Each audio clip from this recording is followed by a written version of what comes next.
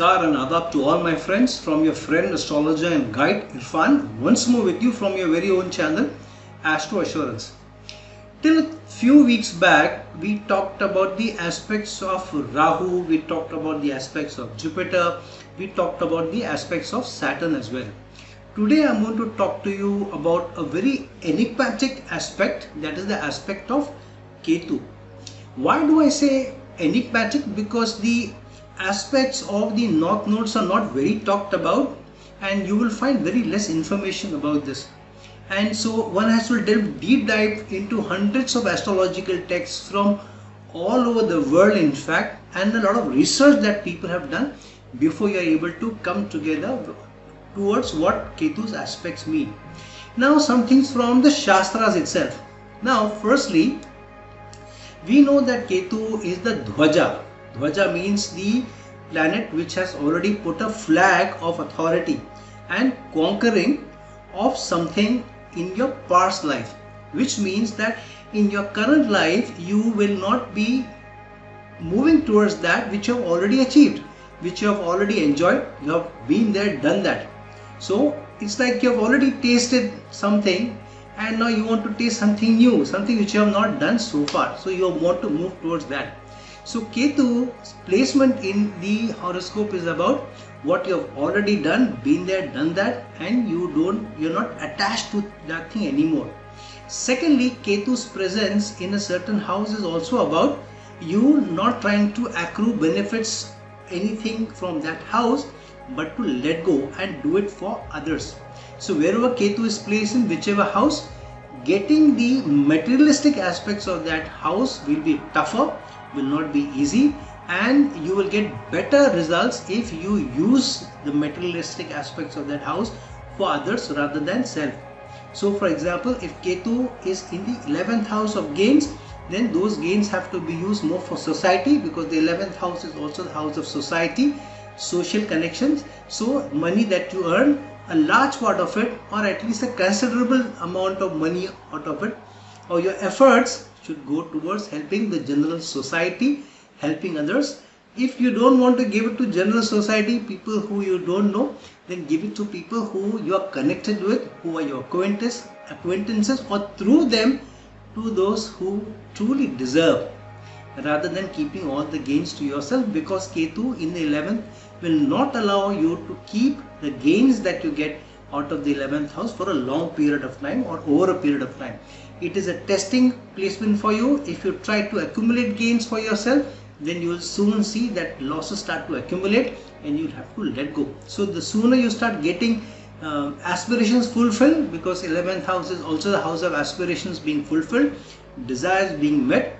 So when you see that your desires are being met, your aspirations are being fulfilled, gains out of those, you should be ready to let go, to share with others. The more you share, the more gains that you will get. So that is Ketu's placement. Now what are Ketu's aspects? Now you will have to go down and understand what do the shlokas say. Shlokas say Shanivat Rahu Kujavat Ketu, which means Rahu is like Shani and Ketu is like Kuja or like Mars. Now Mars rules the 8th house of Scorpio, and the Shastras, the shlokas also tell us that Ketu co-rules Scorpio along with Mars, and this is a very giving placement for Ketu, and many times we don't understand Ketu co-ruling Scorpio and what it means, and we generally go with what the generic attributes of Ketu are in other videos or in other books or other research. We need to understand if Ketu rules the 8th house of Scorpio, then a lot of things, attributes or results or effects of Ketu will be tied to the 8th house, and that to the sign Scorpio. Now Ketu has two aspects. It is the 5th aspect and the 9th aspect, and that's where it differs with Jupiter, because Jupiter has 3 aspects, 5th, 7th and 9th, whereas Rahu and Ketu have only the 5th and the 9th aspect, because the 7th aspect they don't have, because it is this Rahu and Ketu axis. By virtue of being in the axis, of course there is some results that they accrue on the 7th house also to each other. However, their aspects are looked at only as the 5th and the 9th. Now from the 8th house Scorpio, which is the house you are aspecting. The fifth aspect falls where? It falls on the 12th house. Now the 8th house is a moksha bhav. The 12th house is also a moksha bhav. And the 9th aspect falls where? The 4th house, which is also moksha bhav. Now you realize why Ketu is related to spirituality or towards moksha. Because if you are not spiritual, if you are more materialistic, then you can't move towards moksha. So the more spiritual you are, the more letting go you do of material aspects, you can move towards moksha. And that's why Ketu to a large extent is indirectly related to moksha, not directly related to moksha. How is Ketu indirectly related to moksha, and how do the 5th and 9th aspects of Ketu get involved in that? Let's see. Firstly, the 5th aspect is, or the 5th house is the house of gains. We know that. But the 5th house is also the house of Sanchita Karma. All your accumulated karma of all your life so far. Whereas the 9th house is the house of Prarabdha Karma. Prarabdha Karma is the karma which is given to you for this life. So by virtue of the 5th aspect, the 5th house being the house of gains and the 5th house being the house of Sanchita Karma, the 5th aspect of Scorpio sign which Ketu rules on the 12th house shows that the gains that you plan to get out of the house where Ketu's 5th aspect is falling, that will be negated to you, that won't come to you. The difference between Ketu's placement in a house is Ketu will allow you to get the positive gains also of that house, material gains also out of the house, though you can't use it for yourself and you will have to do it for others. The 5th aspect of Ketu says that you will not be able to get any material aspects of that house because Ketu is the planet of negation, of giving up. You have already been there, done that. So Ketu is no more interested in getting the material aspects of that house. And so by virtue of the difference between its placement and its 5th aspect is, where it is placed, it will allow you positive attributes and materialistic aspects of that house, but to use it for others. Whereas the 5th aspect of Ketu will not allow you any material aspects also. Ketu is, the 5th aspect of Ketu is, I will not allow any positive, any materialistic aspects of the house that the 5th aspect is falling on, but I will allow you to let go of the Sanchita Karma of that house. So whatever you have accumulated as a Sanchita Karma over many lives, hundreds of lives, thousands of lives, we don't know, the 5th aspect of Ketu on that house says that you will face a lot of troubles, you will face a lot of issues of that house, you may face upheavals, you may face obstacles, and you may face sudden issues which you have not thought about, and you may, because of these issues and the upheavals that you go through, and yet keeping ethical behavior, keeping a moral behavior, a non-materialistic behavior, and letting go behavior of the 5th aspect, Ketu will allow you to also rub off the Sanchita Karma, the accumulated karma of your past lives also. And in that manner, Ketu's 5th aspect is a very spiritual dimension, because the spirit is carrying, your spirit is carrying, your soul is carrying the burden of the karma, not your physical body. So the Sanchita Karma is all the burdens, all the debt, karmic debt you are carrying over hundreds of lives, maybe thousands of lives. So the 5th aspect of Ketu is allowing you to let go of all the accumulated karma of that house where it is aspecting. And why the letting go of that? From Scorpio, the 5th aspect is on the 12th house. The 12th house is the house of waste and excess, of losing, of giving up. And that's why the 5th aspect of Ketu is of giving up. And unless you erode your Sanchita Karma, you don't get moksha. What is the 12th house? The 12th house is a house of moksha. So from Scorpio, which Ketu co-rules with Mars, and aspecting the 12th house, it is saying you have an opportunity of letting go of all the Sanchita Karma of that house from its placement where Ketu aspects with its 5th aspect, and through that rubbing off all the Sanchita Karma. Unless your Sanchita Karma, all accumulated karmic debt is let go of, how can you attain moksha? And hence, by allowing you to do that, 12th house is also the biggest house of moksha, of letting go of everything, and that is the one house which is the next step towards the next realm, and that is the 12th house. And so Ketu's fifth aspect is about not getting any materialistic positive or positive favors at all, neither for you, neither for others. Whatever you get, even if at all less or more, give it all off. And through your upheaval, through your challenges, through issues that you face of the house, which is the fifth to Ketu, you have a chance of letting go of the Sanchita Karma.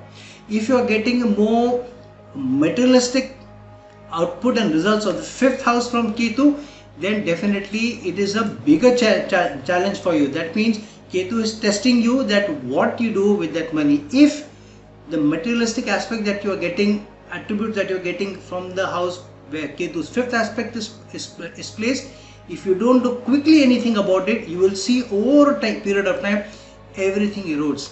Everything of that house will erode, and you will have more challenges. You will attract more issues. So it's best wherever Ketu's fifth aspect falls, try and avoid all materialistic issues and try and give off more Sanchita Karma and keep your ethical behavior. For example, if Ketu is in the second house and aspecting your sixth house, what is the sixth house of? The sixth house is the house of service. The sixth house is the house of your career, job.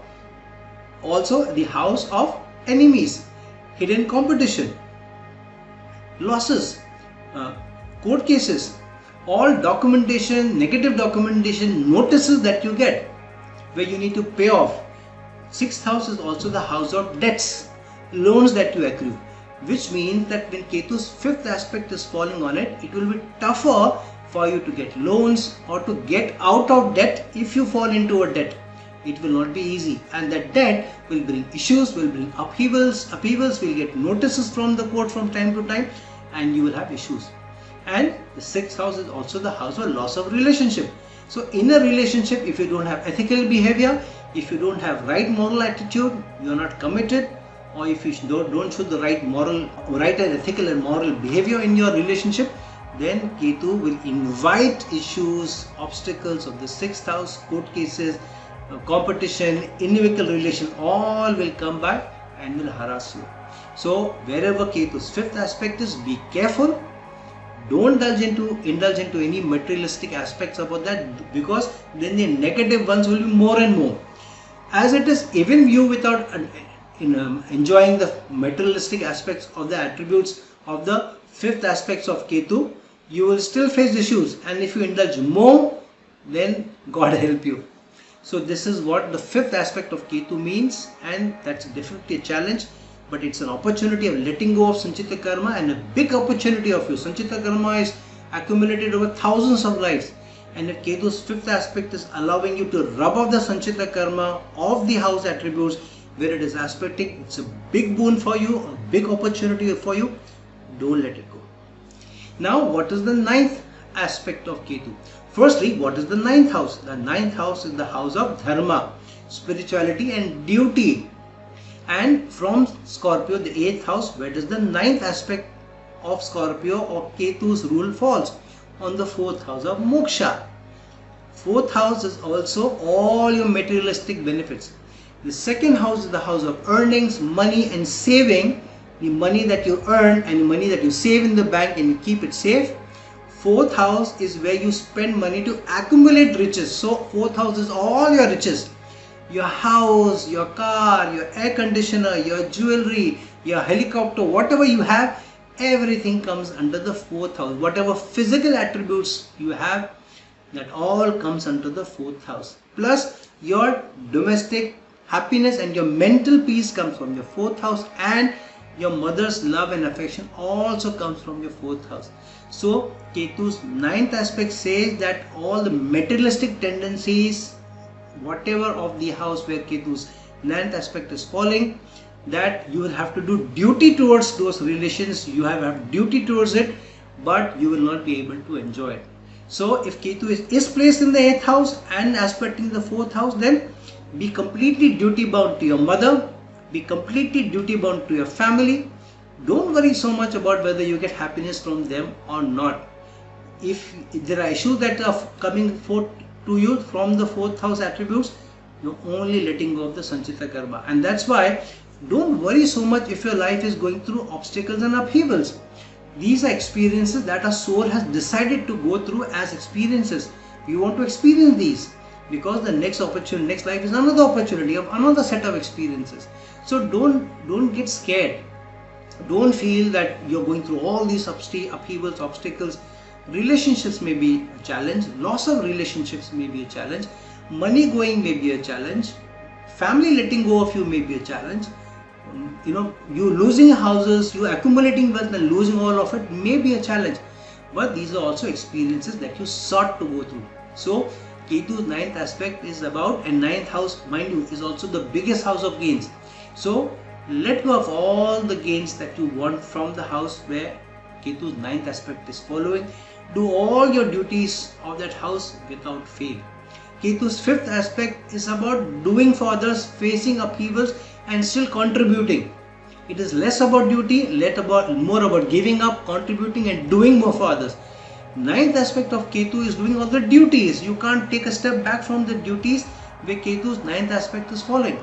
So if Ketu, for example, is placed in the 6th house, and if Ketu from the 6th house is aspecting the 2nd house, then your duty is towards family. 2nd house is also the house of family, especially parents' house where you are born, siblings as well, food, language, which means that your duty is to treat your family very well, treat your siblings very well, and your duty towards earning money and saving money is more for others and letting go of that materialistic aspects, doing your duty and rubbing off the Sanchita Karma of the 2nd house by keeping less for yourself and more for others.